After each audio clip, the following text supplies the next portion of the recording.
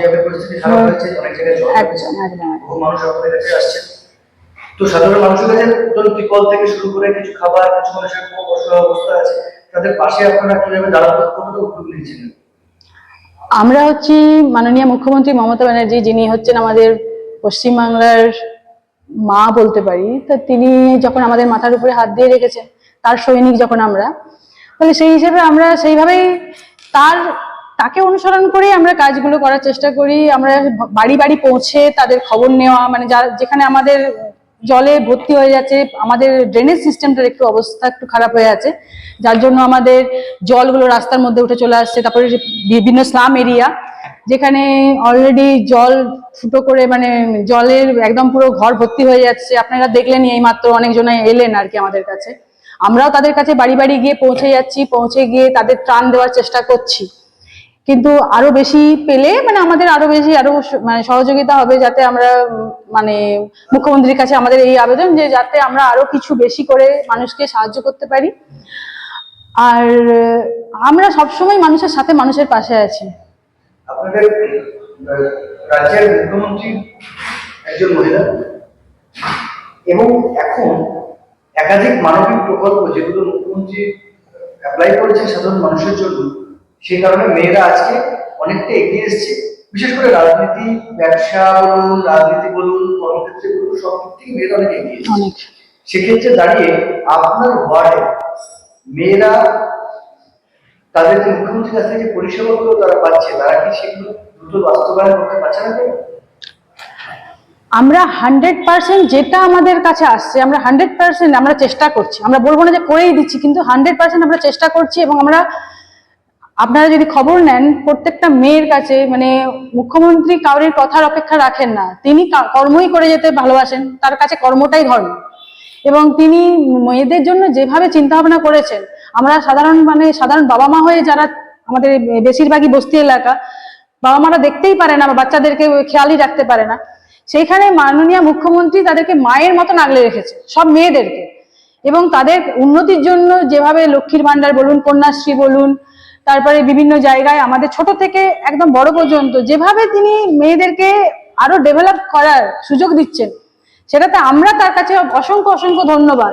তিনি তো এবারে লক্ষ্মীর ভান্ডার 500 থেকে 1000 করেছেন, সেজন্য তাকে অসংখ্য অসংখ্য শতকোটি প্রণাম। সবচেয়ে প্রথমে বলবো যে তিনি আমাদের মেয়েদেরকে এভাবে এগিয়ে নিয়ে, আমাদের সংগঠনে আমাদের 83টা আমাদের স্বয়ম্বর গোষ্ঠী আছে আমাদের ওয়ার্ডে, তো সেই মেয়েগুলি একদম সবসময় মানে একটু তার মানে ছোঁয়া পাওয়া বা দেখা পাওয়ার জন্য তারা সবসময় বলে যে দিদি আমরা যদি তাকে পেতাম, মানে ভগবানের মতন, মানে মায়ের মতন পুজো করে। তাহলে সেই হিসেবে আমি মনে করি মেয়েরা উপকৃত নয়, এটা তাদের সব কথাবার্তাতেই মানে আমরা জানতে পারি যে তারা কিভাবে উপকৃত হয়েছে। সদ্য 21শে জুলাই সভামঞ্চ থেকে আপনাদের দলের সর্বোচ্চ নেত্রী মমতা বন্দ্যোপাধ্যায় এবং আপনার নেতা অভিষেক বন্দ্যোপাধ্যায় ঘোষণা করলেন বা নির্দেশ দিলেন যে আগামী বিধানসভা নির্বাচনকে মাথায় রেখে ওয়ার্ডে থেকে শুরু করে, অঞ্চল থেকে শুরু করে বুথ লেভেল অবধি সাধারণ মানুষের কাছে মমতা বন্দ্যোপাধ্যায় প্রকল্পগুলোকে আরো বেশি নিয়ে পৌঁছতে হবে, জনসংযোগ বাড়াতে হবে। সেক্ষেত্রে দাঁড়িয়ে সব শাখা সংগঠনদের সঙ্গে নিয়ে কিভাবে আপনার ওয়ার্ডে আপনার সাধারণ মানুষের পৌঁছেছেন?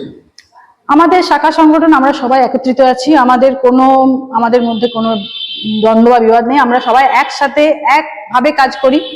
এবং আপনারা হয়তো লোকসভা ভোটে দেখেছেন যে হয়তো আমরা টাউনটা হয়তো আমরা জিততে পারিনি, হয়তো আমাদের সেটা নিজেদের দুর্বলতা, হয়তো আমাদের নিজেদের ভিতরে হয়তো মমতা ব্যানার্জি হয়তো এত দিয়েছেন, তিনি কোনোদিন কোনো মানে দল দেখেননি। তিনি বিজেপি বলুন, সিপিএম বলুন, যে কোনো দলকে তিনি মানুষ হিসেবে তিনি সবাইকে সব পরিষেবা প্রদান করেছেন। এবং তার 66টা যে প্রকল্প, সেইটার মধ্যে থেকে কোনোটা প্রকল্প আমার মনে হয় না কেউ বঞ্চিত আছে, সবাই পাচ্ছেন, আপামর জনসাধারণ সবাই পাচ্ছেন। তা সত্ত্বেও আমরা হেরেছি, এটা আমরাই বলবো আমাদের ফল্ট। কিন্তু আমরা শাখা সংগঠনের মধ্যে আমাদের কোনো নেই, আমরা সবাই খেটেছি, প্রচুর পরিশ্রম করেছি। এবং আমরা আশা করছি আগামী বিধানসভা 2026-এর যে বিধানসভা আসছে, তাতে আমরা এমন ভাবে দিদিকে এই পুরো টাউন, শুধু আমার ওয়ার্ডটা বলে নয়, 4 নম্বর ওয়ার্ডটা বলে নয়, আমার 1 থেকে একদম 24টা ওয়ার্ড আমরা দিদির হাতে তুলে দেবো, এটাই আমাদের অঙ্গীকার। এবং আমরা এইভাবেই তাকে আমরা আমাদের মিউনিসিপ্যালিটি, বাঁকুড়া মিউনিসিপ্যালিটি তার হাতে উপহার তুলে দিতে পারবো। আর আরেকটা হচ্ছে যে আপনাদের ধরুন গত তিনটি নির্বাচন আমাদের লক্ষ্য গত লোকসভা নির্বাচন, পঞ্চায়েত নির্বাচন, বিধানসভা নির্বাচন, তিনটে টার্মে আপনার দলের উচ্চ শীর্ষ নেতৃত্ব অভিষেক বন্দ্যোপাধ্যায় তার নির্বাচনী স্ট্র্যাটেজির উপর নির্ভর করে আপনারা কিন্তু সফলতা দুর্দান্তভাবে সফলতা এগিয়ে চলেছেন। 2026 কি সেই স্ট্র্যাটেজির উপর ভরসা রাখবেন আপনারা? একদম, মানে উনি আমাদের জননেতা, এবং আমি মনে করি ওনার মতন একজন নেতার আদর্শ যদি আমরা সবাই মিলে গ্রহণ করতে পারি, উনি যেভাবে স্ট্র্যাটেজি নিয়েছেন সেই স্ট্র্যাটেজি আমরা মেনে যাবো, কারণ আমরা তার সৈনিক। আমরা মনে করি আমরা তার এখন সৈনিক, এবং সেই সৈনিক হিসেবে আমরা তাকে ফুল, মানে তিনি যেভাবে আমাদেরকে আদেশ দেবেন সেভাবে আমরা কাজ করব।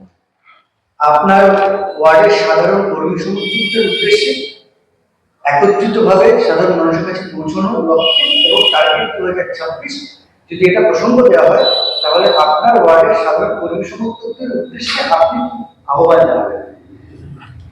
আমি সকল কর্মীকে এই আহ্বান জানাবো যে সবাই আসুন, একসঙ্গে হাতে হাত ধরে আমরা এগিয়ে গিয়ে আমরা আমাদের যে মাননীয় মুখ্যমন্ত্রী, যে মায়ের মতন যেরকম তিনি কোনো কিছু চিন্তা ভাবনা করেন না যে সন্তান আমাকে কি দিল না দিল, যেমন মা কিছু চিন্তা করেন না, মা সবকিছু নিজের উজাড় করে দেয়, সেরকম আমাদেরও সময় এসেছে যে সবাইকে সাথে নিয়ে সেই মাকে আমাদের সাহায্য করতে হবে। মাকে আমাদের যাতে তিনি সুস্থ সবল ভাবে এবং তিনি যাতে আরো আমাদেরকে এগিয়ে নিয়ে যেতে পারেন, আমাদের মাথার ছাদ হিসেবে থাকতে পারেন, আমাদেরকে সকল কর্মীদেরকে একনিষ্ঠভাবে আমাদের কিন্তু অনেক পরিশ্রম করতে হবে, এবং পরিশ্রম করে আমরা আমাদের এই ওয়ার্ডটিকে আমরা মাননীয় মুখ্যমন্ত্রী মমতা ব্যানার্জির হাতে বিধানসভা 2026 বিধানসভায় যেন তুলে দিতে পারি।